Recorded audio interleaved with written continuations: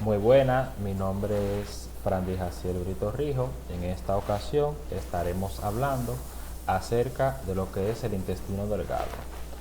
Vamos a ver que el intestino delgado es la porción del tubo digestivo que prosigue al estómago y que queda antes del intestino grueso.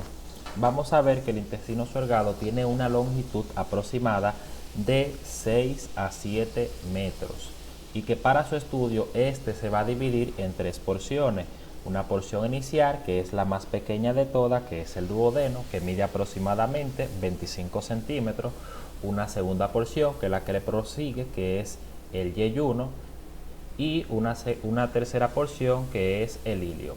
De ahí que nosotros podemos dividir al intestino delgado en la región que está en rojo, que es el duodeno, la porción que está en azul, que es el yeyuno, y la región que está en amarillo, que es el ilion, la cual desemboca en el intestino grueso, que es lo que se llama el ciego.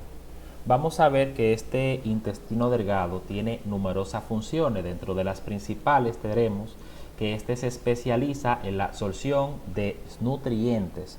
Por ejemplo, veremos que en cada región se absorbe más un nutriente que en otra región. Por ejemplo, se sabe que a nivel de lo que es el duodeno, este está especializado en lo que se llama la absorción del hierro.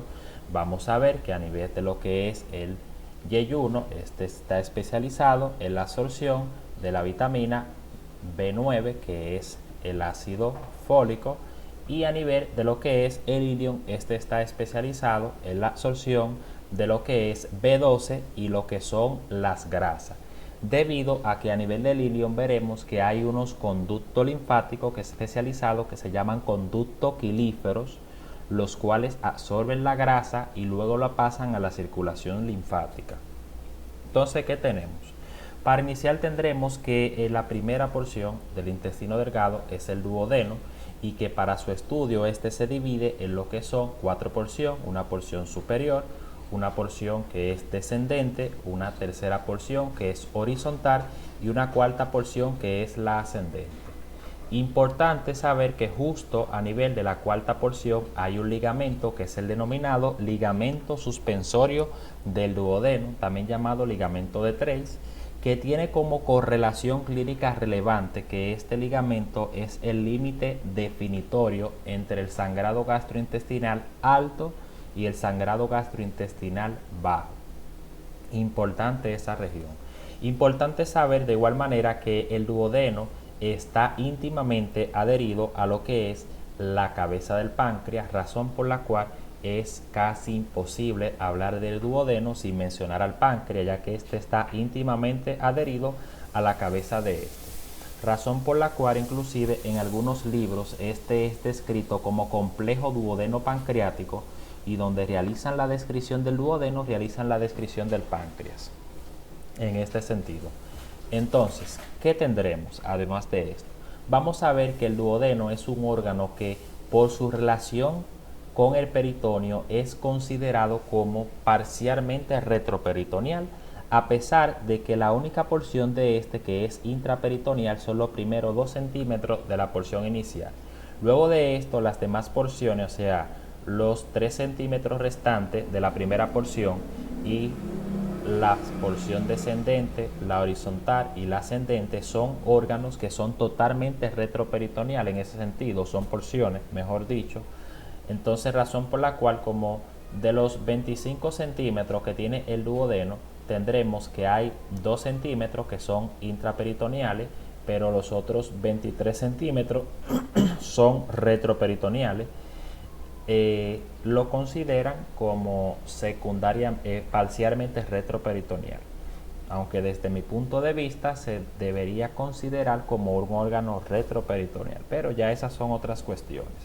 Es importante saber que el duodeno, al tener una parte que es mayoritariamente retroperitoneal, es un órgano que carece de movilidad, razón por la cual este es uno de los órganos que es más fijo, y en el mundo de la cirugía ustedes van a ver que los cirujanos hacen referencia a lo que es el duodeno como el asa fija. Bien, entonces, ¿qué pasa?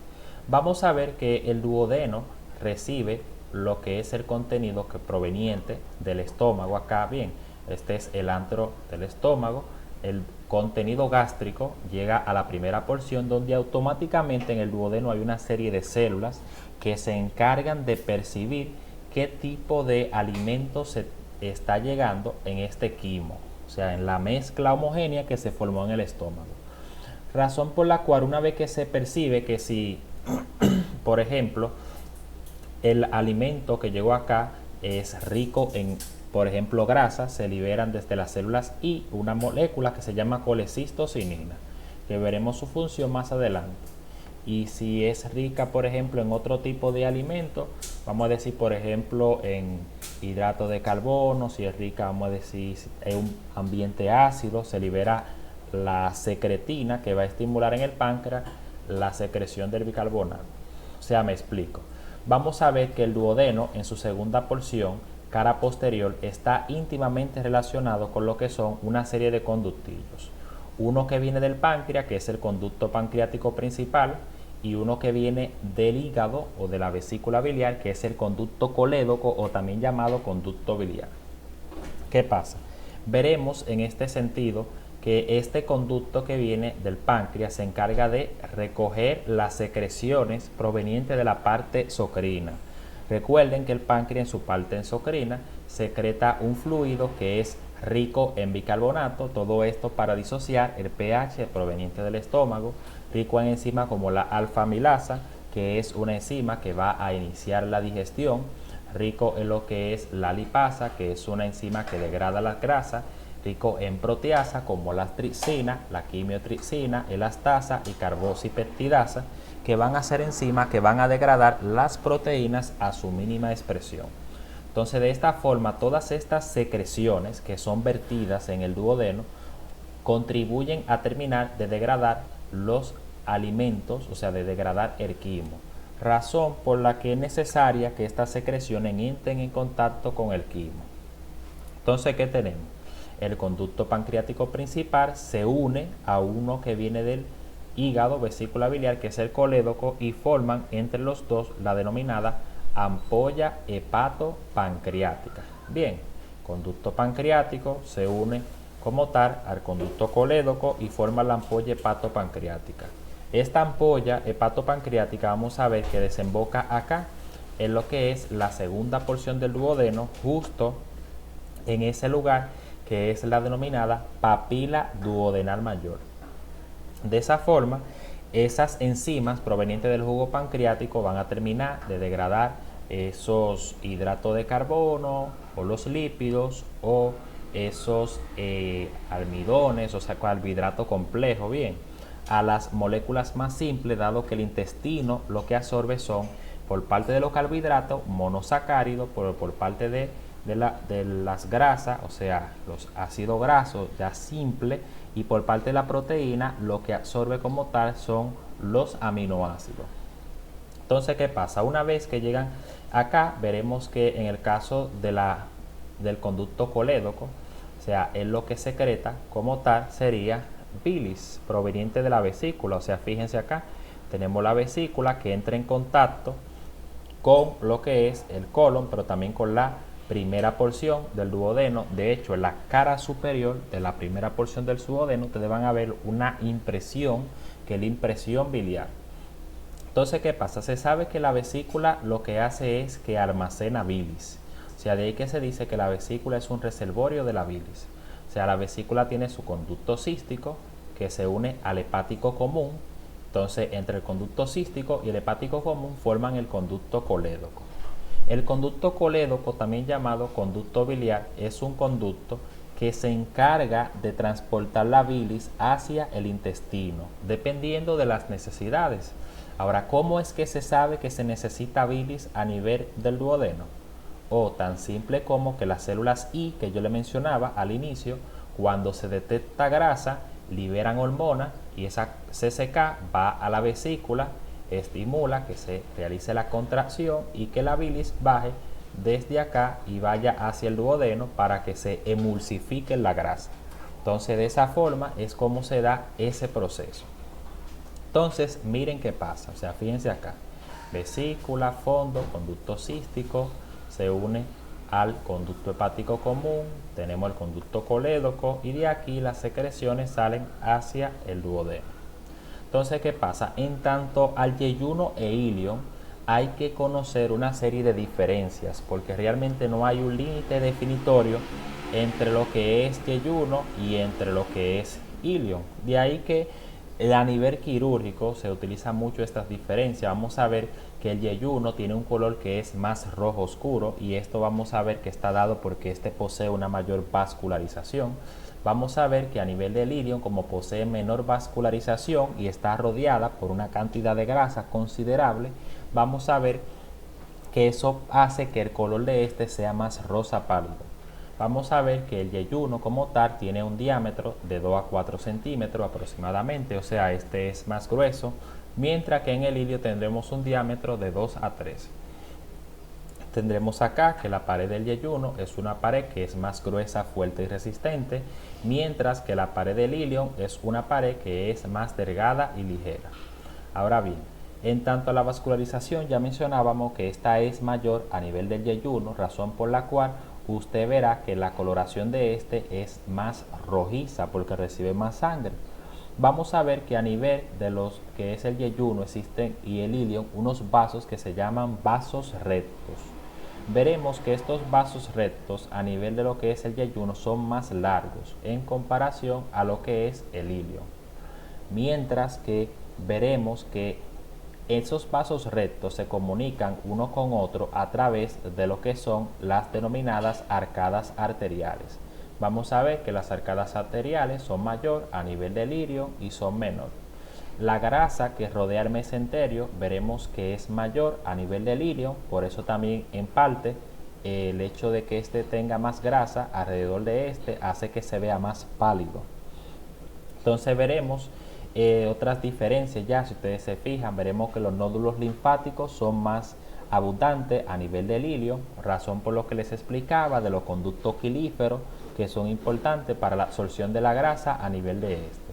Y a nivel del yeyuno existe el nódulo linfático pero en menor proporción. Esos nódulos son las denominadas placas de Peyer que ya ustedes veían en su histología. Entonces, si nos vamos a una imagen, o sea, podemos acá visualizar la parte del yeyuno. Fíjense, en el yeyuno vamos a ver que en la parte interna de la mucosa hay más de lo que se denominan unos pliegues circulares. Esos pliegues circulares son más abundantes, fíjense cómo acá se ve más vascularizado, se ve más rojizo. Bien, fíjense que estos serían como esos punticos, las placas de Peyer, que son escasas. Muy diferente a lo que es el ilion, si ustedes se fijan, ya en este punto nosotros vemos que como tal, acá tenemos que hay más punticos, esos punticos son las placas de Peyer, esos conductos linfáticos especializados que se especializan en la secreción de lo que es IgA de tipo secretoria. Ahora, importante lo siguiente, vamos a ver que tanto el yeyuno como el ilion, a diferencia de lo que es el duodeno, son unos órganos que son intraperitoneales y ese dato es importante, o sea, tanto el yeyuno como el ilion son órganos que son intraperitoneales. Y aquí les traía una imagen donde ustedes podrían visualizar este detalle. Van a ver que si ustedes se fijan, el yeyuno e ilion es intraperitoneal porque él posee una estructura que se llama el mesenterio. El mesenterio es un pliegue doble de peritoneo que se fija a la pared posterior de lo que es la región lumbar y va descendiendo hasta la articulación sacroiliaca derecha.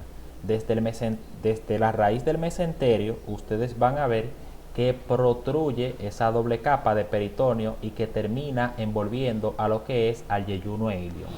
Razón por la cual el yeyuno e ilion, al ser intraperitoneal, tienen bastante movilidad.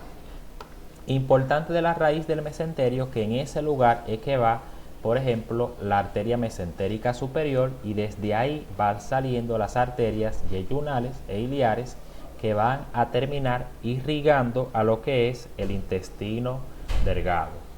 Luego de eso veremos, como les decía, que el yeyuno e ilion termina desembocando a nivel de lo que es el ciego. Mírenlo acá, el ciego, que sería la primera porción del intestino grueso. En el lugar donde él desemboca, nosotros vamos a ver que esa se denomina la unión iliocecal.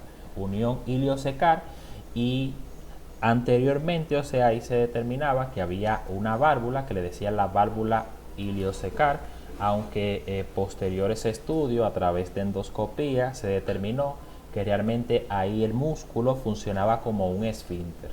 Bien, que solamente permite el paso desde una dirección.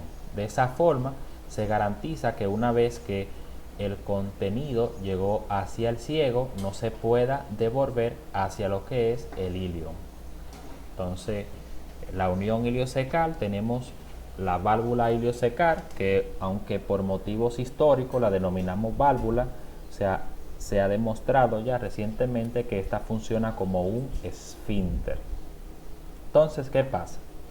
Una vez que usted conoce esa serie de diferencias y conoce los detalles en tanto al yeyuno e ilion, podemos pasar a hablar de su vascularización. Fíjense lo que decía. Aquí tenemos la mesentérica superior, que ya sabemos que se origina a nivel del E1. Sabemos que la primera rama que da la mesentérica superior es la pancreatoduodenaria inferior, que ya hemos mencionado anteriormente que esta irriga la parte inferior de la cabeza del páncreas, irriga la parte inferior de la segunda porción, la tercera porción del duodeno y también la cuarta porción. Ahora, tanto el yeyuno como el ilion vamos a ver que son irrigados por las arterias yeyunales, que la estamos viendo acá, y las arterias iliares. ¿Qué pasa? Fíjense lo que yo les decía. A nivel del yeyuno, nosotros tenemos que los vasos rectos, que serían estos, son unos vasos largos. Vasos rectos son largos y hay pocas arcadas arteriales, o sea, casi no hay arcadas. Bien, fíjense acá. Cosa que vamos a ver que a nivel del ilio, los vasos rectos son cortos, si ustedes se fijan, pero nosotros estamos viendo en ese punto que hay numerosas arcadas arteriales. Las arcadas serían como esa serie de anastomosis que sufren entre una arteria y otra. Entonces fíjense que hacia el yeyuno, cuando usted lo visualiza acá en la parte superior, tiene un color más rojizo intenso, mientras que hacia el ilion ustedes ven que tiene un color más rosa pálido en ese punto. Entonces, si nosotros proseguimos en este sentido, vamos a ver que la sangre venosa del yeyuno e ilion, ¿a dónde va? A la vena mesentérica superior. Entonces la mesentérica superior ya sabemos que se une a la esplénica y forma la porta. Razón por la cual ahí usted puede entender que todos los nutrientes que se están absorbiendo en el intestino delgado, usted lo va a absorber hacia la vena mesentérica superior, y que de ahí esos nutrientes van a ir hacia el hígado. Importante eso. ¿Cuál es el único nutriente que no va a la vena porta, que sería la excepción a la regla? Vamos a ver que la grasa. La grasa, a diferencia de los demás nutrientes, lo que hace es que se va hacia los nódulos linfáticos. Vamos a ver que alrededor de la pared del intestino nosotros tenemos unos nódulos linfáticos que quedarían en ese punto, que se llaman nódulos linfáticos justa intestinales. Entonces la grasa en el intestino se absorbe, cuando se absorbe va a los nódulos linfáticos justa intestinales. Luego de ahí va a unos nódulos linfáticos que están alrededor de la mesentérica superior. Entonces la grasa va a nódulos justa intestinales, nódulos mesentéricos superiores, y de ahí va a un grupo que se llama nódulos linfáticos centrales.